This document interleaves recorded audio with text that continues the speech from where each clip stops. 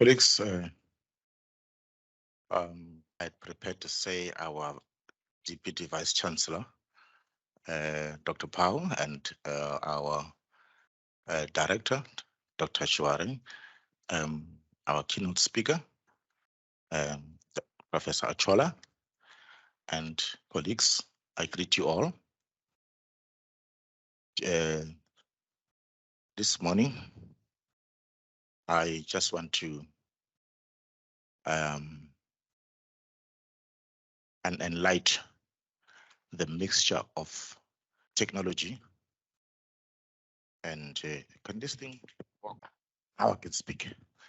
A mixture of technology and people in defining our workplace and the role of information literacy in that regard. The structure of the presentation goes this way. It's just very few slides that I will be touching on. I'll be touching on the evolution of university libraries and the Library 4.0 model, the current trends in South African public libraries, the responses of SA and SA university libraries, and the workplace skills in Library 4.0 era, and the approaches, of course, and the roles and responsibilities of various stakeholders in development, and then conclusions and recommendations. Colleagues, we've come a very long way with technology and its disruptions in the academic libraries, from the Mesopotamia in Egypt, where we started with a medium of scrolls, to Gutenberg with the printing press, and then to the floppy and stiffy disk. I remember, I think that's when I started my career. I was lucky enough to have used a stiffy and a floppy disk, where you remember the social science index that we were issuing using a stiffy, and then it went to CDs, then it came to mainframes, very big computers where now databases started, and then 21st century, then the cloud computing, everything went to the cloud, and then it was memory sticks replacing the disks, and then now even the memory sticks are now disappearing. We are now on completely cloud on Bluetooth and all other technologies. This has evolved to be in this way. We've got our institutional repositories in the cloud, and people connecting through Wi-Fi, things that we cannot see anymore. So you can see from the things we can see. Let me get my pen, highlighter there. From the things that we can see to now disappearing. Now, information is now invisible. You can only sometimes hear it using all our senses. Now, with all this, there comes the disruptive technologies of what is called Fourth Industrial Revolution. And then they started with things such as everything became 0.0. 2.0, 1.0, 4.0, web 4.0, industry 4.0. And then the one renowned professor who then said, what does it mean for the library? Then he came up with a model called Library 4.0, and describe it in the library, the industry 4.0 in the library setting. What does it mean? And then it means an intelligent library, a library that can work on its own. Have you ever dreamed of that? A library without staff. It provides services to users by itself, from your self-checkout to drones to robotics that are there providing services to the user. And then creative spaces. We've seen your maker spaces in some of our universities, and design thinking spaces. And so that's how things has changed now. And all this what is called now context-aware technology that are able to search and provide information to the user in its context, where you are, the place where you are. In the academic setting, this technology can help us to provide information to the user, looking at the discipline they are in, the assignment they are currently doing. It knows everything about the user, and it provides information directly to the user without even asking for a reference interview. You just take the context that you are in, then it provides information to you. Then open source. If we've seen that a lot of open source platforms, technologies, anybody can just create anything on the internet and then provide information to the user. Massive data, that's big data. Big data, it's when we get data from various devices, from our cell phones, from the context that we are in. It's a combination of data from various sources, and then to create information. Augmented reality, things like your Google Glass, visual reality that can do real visualities and imaginary visualities all at once using your 3D technologies and stuff. And lastly, the librarian 4.0. Who is the librarian 4.0? A librarian 4.0 is a librarian who has all this in mind. Now, you look at a question. So, where does information literacy fit in? If all this can be done, okay. Now, let's look at the current trends. What happened then in libraries? So, in the literature, by the colleagues that I've just cited there, they have done studies across and check how far are libraries in the implementation of 4.0 across the globe. And then there are a few things that has happened already. Artificial intelligence, for example, and chatbot used to answer users' questions. We've got chatbots. Dr. Professor Ochola has already spoken about ask a librarian, but that still has a human interaction. By chatbot, we're talking about a computer that can answer users' queries without human involvement by itself. It just fit in information and be able to answer. And then Internet of Things, we talked about that. That can be used for targeted communications to users. Artificial intelligence to improve operational efficiency of libraries by optimizing collections, analysis, visualization, preservation, and reducing expenses associated with service delivery. Wi-Fi devices that track traffic in the concentration of traffic in a particular spaces that can help make decisions to say, oh, is that space useful? That one is not useful. That one is not useful, because we can use that. I'm told even the GPS systems that we are using that tells you that there's traffic ahead. It actually uses your phones to track how many people are there in a particular area, and then it can be able to tell you there's traffic here. So the same technology can be used in the library to say, where are our users within the library? And then RFID, we know about it, that can help with our collection management, and then with circulation and with the tracing of books. Gone is Dewey Decimal Classification System. Now with RFID, we shelve books according to its size, not according to Dewey, but according to its size, because I can just simply take off my cell phone and throw an app and be able to look for the book on the shelves, and it's go, then it's here, then I can retrieve the book. So that's how technology has made things to change. Then robotics for automated storage and retrieval system. Big data technology is used to provide personalized knowledge, services, decision making, studying users' behavior, using the issue of big data. As I said, big data coming from different devices. Now, this is what's happening in libraries in the world. What happens in South Africa?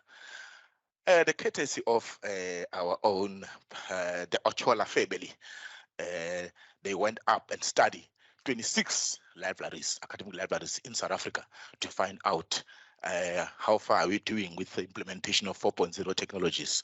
And I'm not going to go through this because Prof has already gone through it. The issue of Wi-Fi, where are we going, off-campus access, remote, the research commons, group study areas, maker spaces, borrowing ICT, laptops and e-resources, off-campus access, and digital scholarship, research data services, open scholarship, information literacy.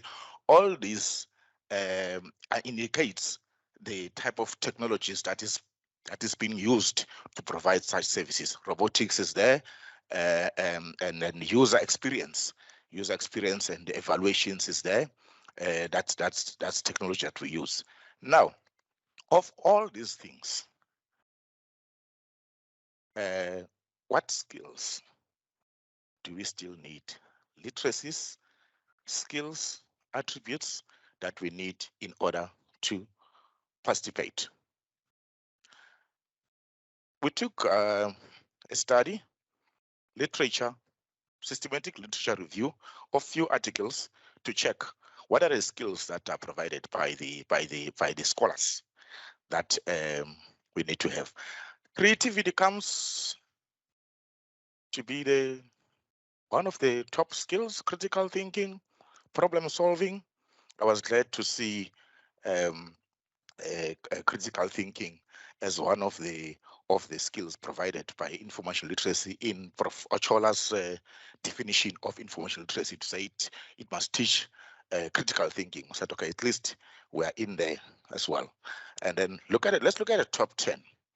The top 10 was digital, digital skills, and then creativity skills, collaboration. It only reminded of my boss, who always stresses collaboration in our strategic planning. To say now it's one of the skills that is needed to form collaborations with other stakeholders.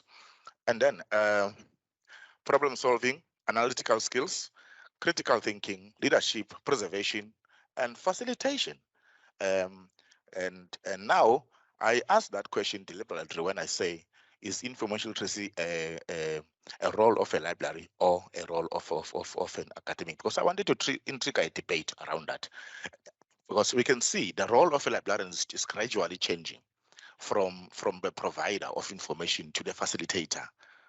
You see, from a teacher, it's gradual, whether we like it or not. There's so many workshops that our librarians are doing, and in terms of training people, these literacies, we have changed to become the how-to people, how to use an app. We even showing people how to connect Wi-Fi, how to use social media, how to. We've changing from that to new roles than a traditional librarian. And then on these top skills, now we say, how do we address? Because one of the issues I've read in one of the article that search the skills, they find out that there is mismatch of what the list schools are providing, not universities, in skills in general, not only librarianship, skills in general. They've indicated a mismatch of what we get from our degrees with what the workplace is requiring.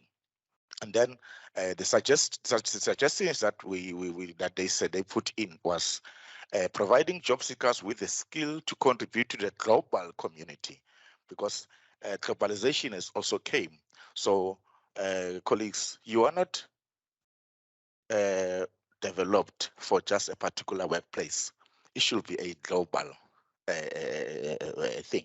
Okay, increasing awareness has been mentioned already. Attitudes and response. You see, with competencies, we've got your knowledge, your skills, and attitudes that are very much important as well to be looked at and to respond to this global knowledge. Increasing sustained collaboration between higher education institutions and stakeholders. Now, Dr. Shuare, in his article that produced in 2007 for digital skills, mentioned that these are one of the approaches that we can take in order to try mitigate the gap. Continuous education programs were mentioned, short courses, workshops, and the placement in the industry, and then on-site visits, whereby one librarian can be taken to another university for learning these skills. So it's not about the curriculum alone, but there's many stakeholders and many people who can be involved in order to gain the skills needed for the Library 4.0. Formal library and information science programs, that's one of the approaches that he mentioned we can take. Then the Fisher in 2004 also mentioned that it's a stakeholder thing. It's not a one-man show. As Professor Oshola has mentioned, when I asked whose role it is, he said it's everybody. It's a stakeholder thing. Then an individual can do uplift themselves. Educators can change their curriculum. Organizations can do staff development, and then professional bodies like your LIASAS and whatever, they also have a role to play. And now, in conclusion, we've seen that academic libraries have evolved beyond recognition, and technology has always been the driver for that change. There has been a lot of studies that following the first model of Life 4.0, I've seen about 250 citations just on this model. People making contributions, taking these technologies one by one, the impact of cloud computing, the impact of artificial intelligence, the impact of Internet of Things, and many studies. This model was cited very well. Then the current trends in academic libraries show a slow pace in the adoption of Library 4.0 technologies.